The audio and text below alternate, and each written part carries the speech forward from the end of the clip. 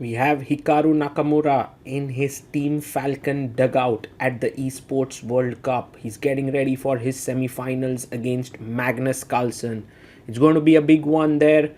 And as we see Magnus Carlsen coming out into the arena. Wow, this is an amazing setup we have in Riyadh, Saudi Arabia for the Esports World Cup, and the semi-final clash is between Hikaru and Magnus.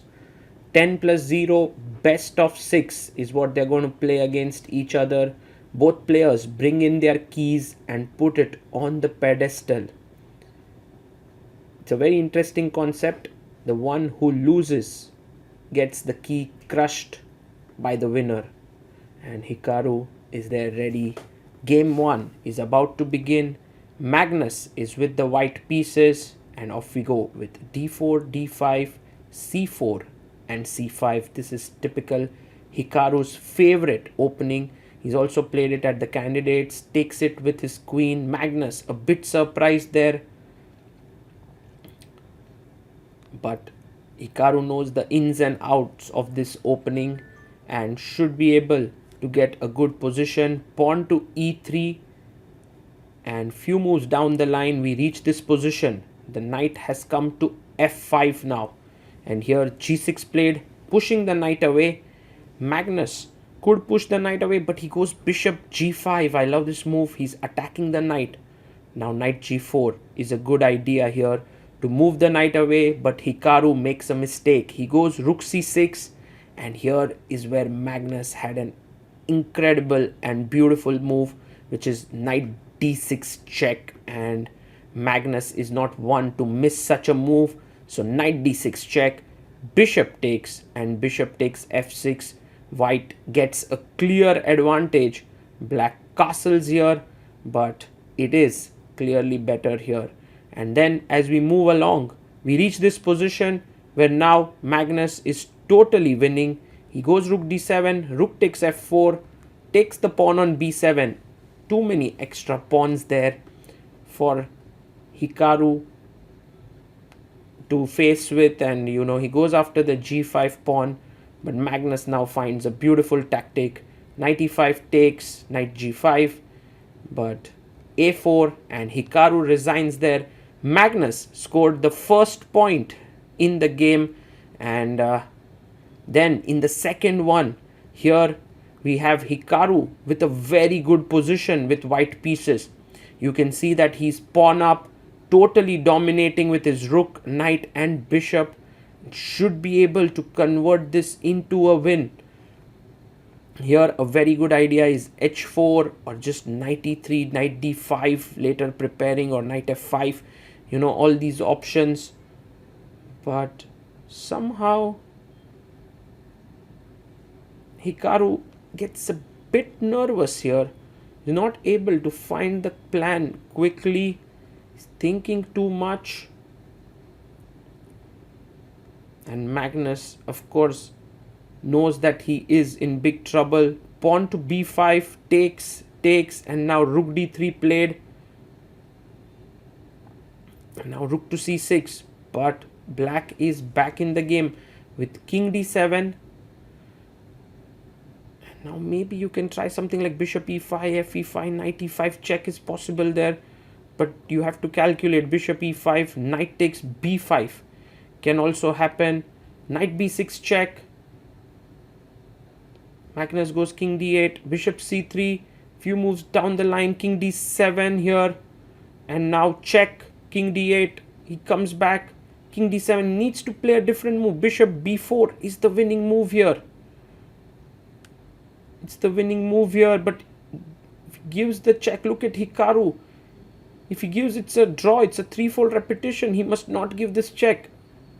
Bishop b4, and even if rook d5, e d5, that's a winning endgame. But Hikaru is unable to find it. He has 50 seconds on the clock. He goes knight b6 and a draw. Insane, and Magnus is so happy. The score is now 1.5 in the favor of Magnus Carlsen as we go into game number 3. And Hikaru would be so upset there because he really had his chance there. but instead of converting it, he kind of got a bit nervous, couldn't find the best moves, and such games are very, very difficult to digest because you were not able to convert a great opportunity. Now, game number 3 opens with d4 Magnus once again, and Hikaru needs to do something special. And something special means the childhood weapon with which he grew up. Yes, he's playing the King's Indian defense. This is such a good idea. Hikaru is one of the big experts in this opening. h3.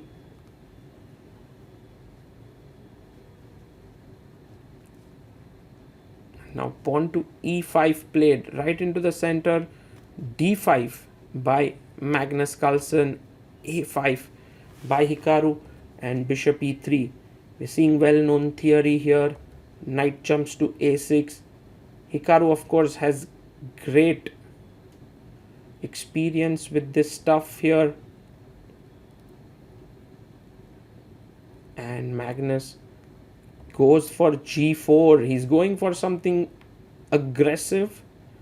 And this is well-known stuff, how you play. But now Hikaru trying to recollect his opening. You can see how he's looking away from the board. And one of the plans is to move the knight away, which is what he does in order to play f5 at the right moment. Magnus goes rook g1, knight to c5.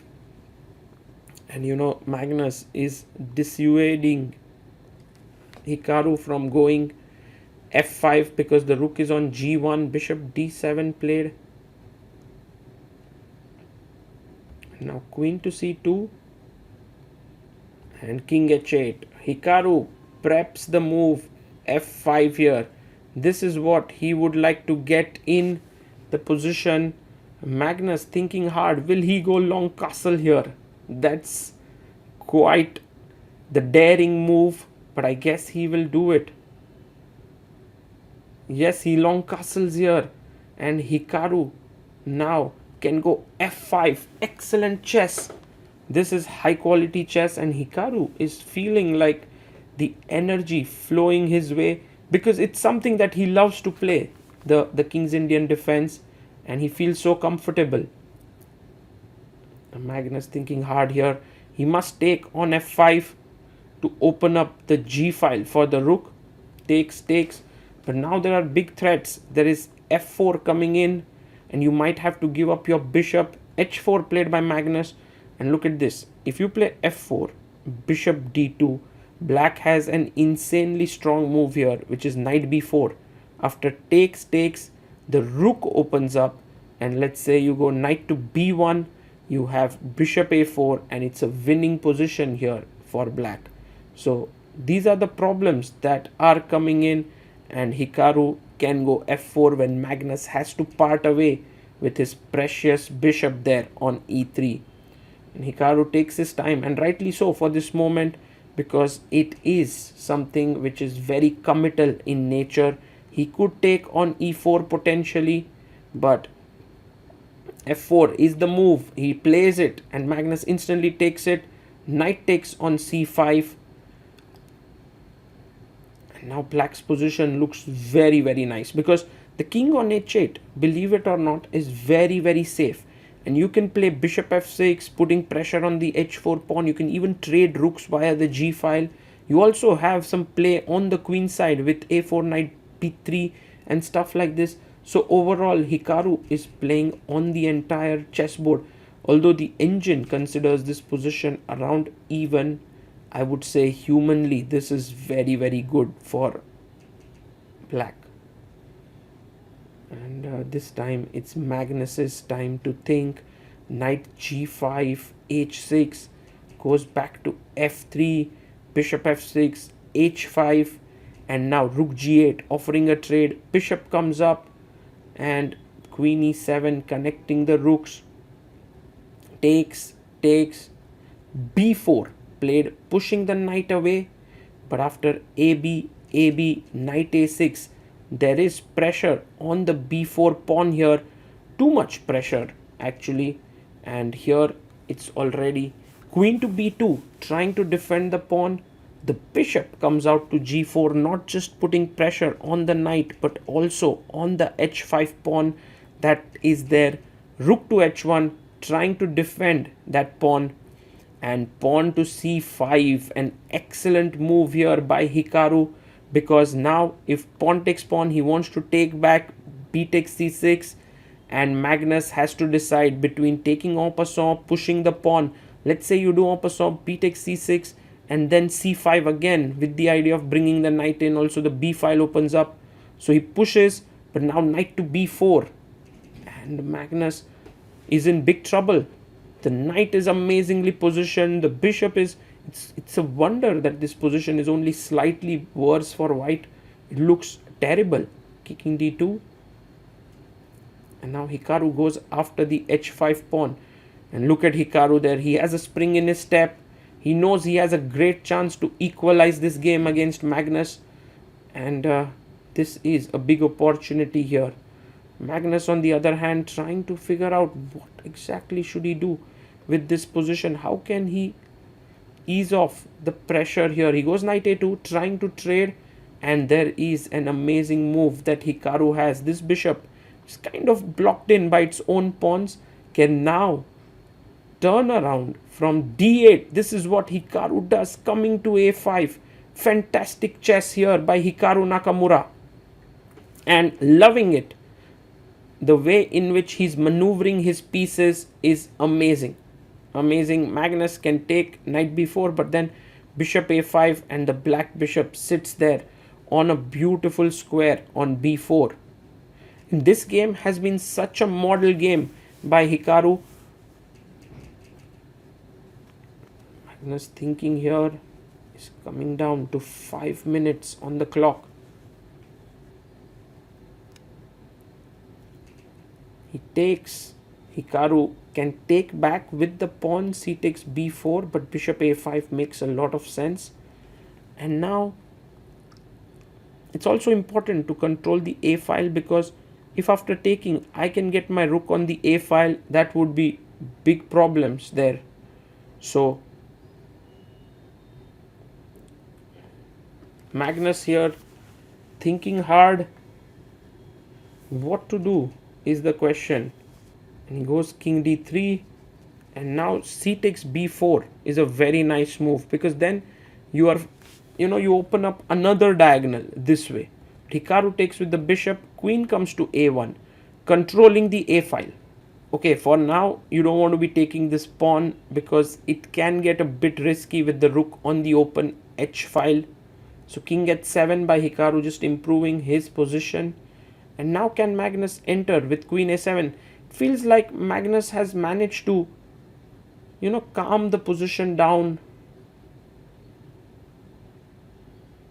Maybe there is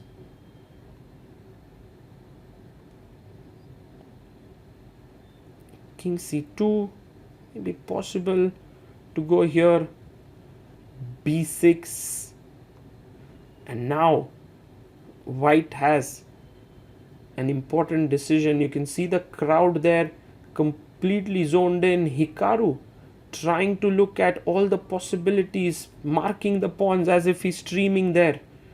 And now Magnus can go rook g1, it seems, but he blunders. He goes queen a6, and look at Hikaru's expression. He's seen it. He plays bishop a5, traps the queen, and Magnus shaking his head there. Insane. Bishop king d3, and now bishop c8 traps the queen almost. Bishop c8. The crowd is super excited. Hikaru is nodding his head. He's bobbing his head there. Oh my god, the crowd is already clapping in between the game. So interesting here, the esports vibe. Bishop b7, and he has to give up the queen, knight h4, but now it's all over. f3 played. Hikaru is winning, brings his queen in. Magnus resigns, and Hikaru scores the equalizer. 1.5 after 3 games. Magnus moves out. Pawn to d4 in this position. We are into the 4th game of the match between Magnus and Hikaru Nakamura. And this already looks like a great position for Magnus. He did lose the last game. Bishop a3, trying to put pressure on the c5 pawn. Knight jumps into b4, takes, pawn takes here, and already this is very, very nice because the c3 square is weak, and after rook takes, queen takes, he jumps knight f4, the knight comes to c3, takes on b7, and now after queen takes d4, takes on e2, rook jumps in. You can see that the a2 pawn is very, very weak, and now after queen d8, Magnus does chop it off. The knight comes to b6, trying to create this huge threat with knight d7, but queen e7, and after queen c8, rook b2 played. The b3 pawn is put under pressure, but it's actually a dangerous position because Hikaru can now move in with his knight to d7 here, threatening rook d1, take on f8, and then rook d8. That's the plan. So let's see if he manages to do that here.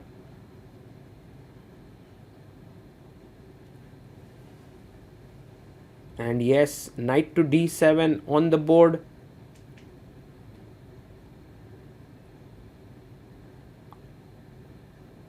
We have now Magnus has to be careful. He shouldn't take this pawn, as after rook d1 the position is equal.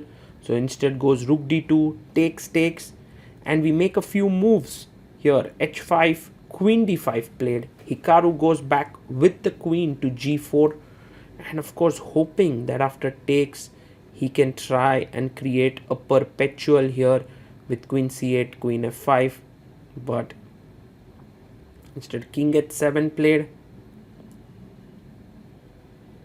And now rook a1. Hikaru is one of the best defenders out there. He's trying his best, but here black has a very powerful move, that is a4. And if Magnus finds it, yes he does. Rook a4, there is rook d1 check.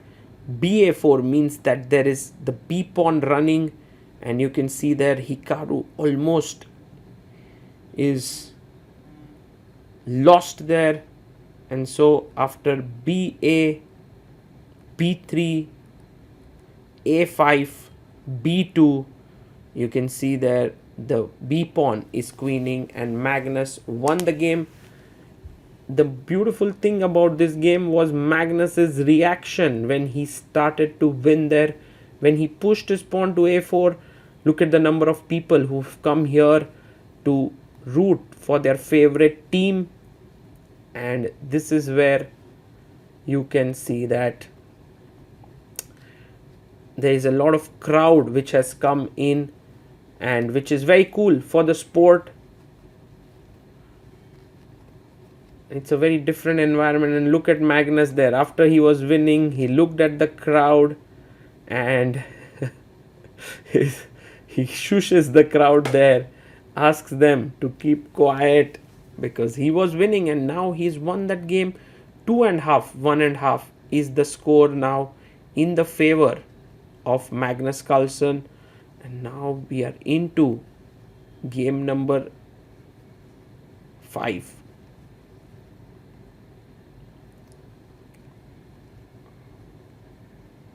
And this time we have the players settling in.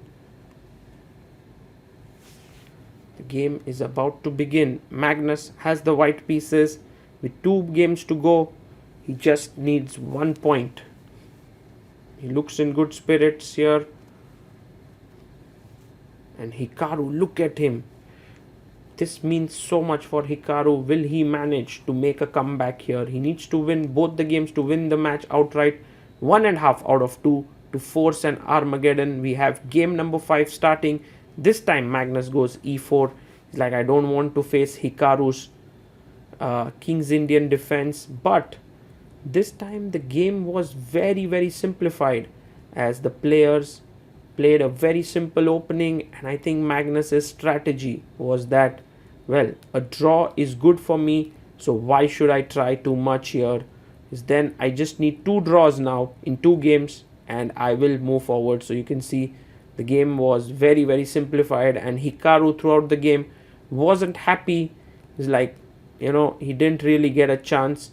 For a 10-minute game, the accuracy was quite high, but a draw is what ensued here between the players.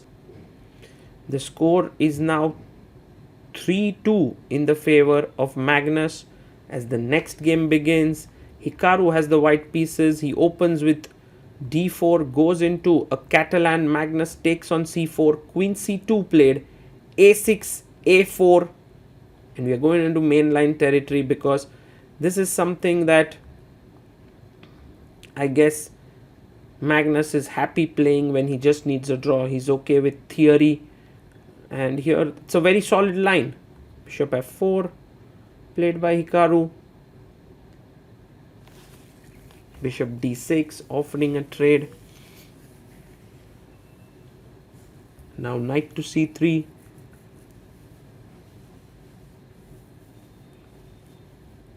Knight d7, rook d1, takes. Knight comes to b6, queen b3, pushes the knight to d5, attacking the f4 pawn. e3 played. He takes on c3, and now pawn to b5. He goes c4 here, and then b takes c4, queen takes c4, and bishop d5. And this is where Magnus finds a very good move, which is to push his pawn to c5. And he manages to get some space rolling in the position. And although a6 pawn was lost, he got his pawn to c4, which is a great position. And after queen d6 here, rook c6, queen came back to a3. It was Magnus who was putting a lot of pressure here on the position here, and then we reach this moment where the a4 pawn is taken and knight comes to e3. Very intense. Magnus has 3 minutes 45 seconds. Hikaru has 3 minutes 7 seconds. Rook comes to d8. Now after take, it's still equal. A draw is good for Magnus. And knight d2, a massive blunder here. Hikaru is like, what the hell did Magnus just do here? Isn't this completely winning for me? He finds knight f1 or not? Because this is a pin. He does find knight f1, and look at that. Magnus is so unhappy, and Hikaru starts bobbing rook a2. He's back in the game, and Magnus like, how the hell did I miss that? This is just over. Queen e3. He loses a piece. Queen a8.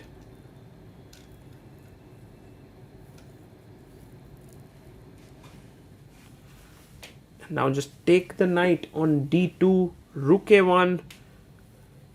What a big miss by Magnus. He just simply missed this move, knight f1. He lost his knight there.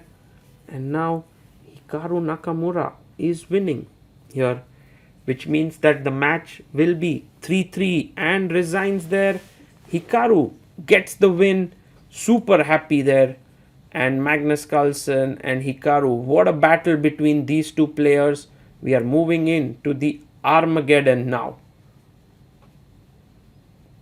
And both players have to make a bid. Who will get the white? Who will get the black? The one who makes the lowest bid gets the black. Look at Hikaru there. He's managed to make his fans so happy. And there you're given a sheet to write down the timings there. And that was the moment. You can see here knight d2 played, a blunder, a big mistake, and the expressions of the players were epic. Yes, knight f1 found, and Magnus couldn't believe what he had just done. And Hikaru so happy, queen e3, and managed to win there. It's time for the Armageddon now. Hikaru Nakamura waiting there. He has made the lower bid of the two players, which means that he will get the black pieces while Magnus will have white. 10 minutes for Magnus and a must win, while Hikaru can play for a draw with the black pieces, but he has 6 minutes and 12 seconds, so 3 minutes 48 seconds less than his opponent. Will that be the decisive factor? Or look at the crowd there, all very happy. They would definitely be rooting, many of them, for Hikaru, as he represents Team Falcons, which is the local esports org. It's from Saudi Arabia there. And this is the trophy for which they are playing here. And there you see the tiebreak rules for Armageddon. The players bid the time, the lowest bid wins. The winner of the bid plays black, and the loser of the bid plays white with 10 minutes on the clock, while the one who wins the bid plays with the time that they have bid for. And so this is actually a very new and an interesting way for Armageddon, because earlier it used to be like a toss and then someone would get white, someone would get black, but here there is choice. And there you see Magnus making a bid of 7 minutes 17 seconds, while Hikaru's bid was lower, 6 minutes 12 seconds, which means Hikaru gets the black pieces here.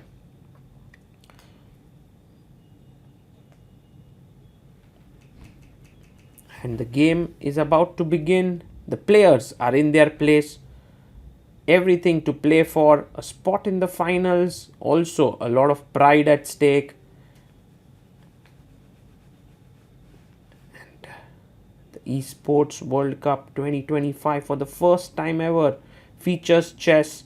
And Magnus and Hikaru have made it to the semis. And now everything down to this final game of Armageddon. Beautiful scenes from the venue as the game begins. Knight f3 by Magnus, knight f6 by Hikaru, c4, g6, knight to c3, bishop g7, and Hikaru once again plays his favorite King's Indian defense. But this time Magnus goes for the more classical approach with bishop e2 and short castle, not risking, plays the bionic attack with b4. Last time he did play h3, g4, c5 played, pawn to a4 and rook a5. He takes the pawn. Magnus is quite well prepared here, and I'm pretty sure so is Hikaru. Rook a3. He pushes his pawn to f5. Generally, you do it with the pawn on h6 in order to stop knight g5. But here, f5 was played directly, and this does give Magnus the opportunity to jump with knight g5. Look at that. Look at the focus by Hikaru. Also by Magnus there. These two have had such amazing rivalries. Hikaru has 5 minutes 58 seconds. Magnus has 9 minutes on the clock. Knight to g5. Knight to c7.